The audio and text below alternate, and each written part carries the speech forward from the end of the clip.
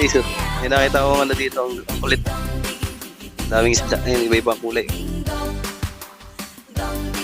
Ayun, oh.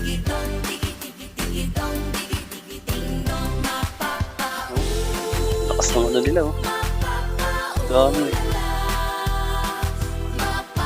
Saka siya isang maliit na spring, guys. Oh.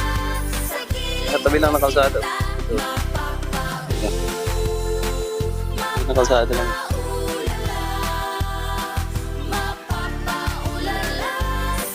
Ano pinapakain dyan, Neng? Ano mga pinapakain? Mga ano lang, dahon? Kulit. Ano mga isda yan? Tilapia. Iba't iba ang kulay yung iba. Tilapia din yung itim. Kulay itim siya, guys. Oh. Ayun, oh.